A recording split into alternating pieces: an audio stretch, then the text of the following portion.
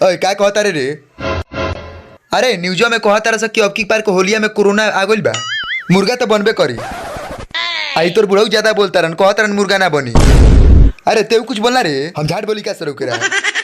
पैसा देवे ना करी हमरा के, आई सारा मुर्गा खई हन। देख भोसड़ी के हम कुछ नहीं जानत, अब की बार मुर्गा बनी तो बनी केहूंगा बनबे करी। ए भाई भाई भाई की केहूंगा मुर्गा बने रे भाई। ना रे बाबू, ना बनी तो ना बनी। ए भाऊजी क्या बात है? भाऊजी होली वाली बार रंग खेलबू का हमरा से? मारम करवा के जरिए थापर नु।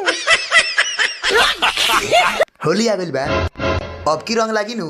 पिछली बार तो लगोइबे ना कइलू। ना ना अब क्यों ना लगी? ए पगड़ा गेल बड़े कारे, इ तो रोज रोज के ड्रामा हो गइल बा। नो नो नो ते हर साल हिंग तोड़ पैबे का हमरा के? हमरो मजबूरिया समझ ले, तो बोल का कहता रे? ए रंग लगोइबे नु? ना हो को तनी के रंग ना लगवा ते ना लगवा। अब भाग रे भोसड़ी वाली। काल बा ठीक बा, होली आ गइल, हमारा से तोरा कौन काम बा? ए दारू चाही? दारू चाही? हई हमार लठिया बहुत मजबूत बटे, अंदर ले घुसेर घुसेर के मारे।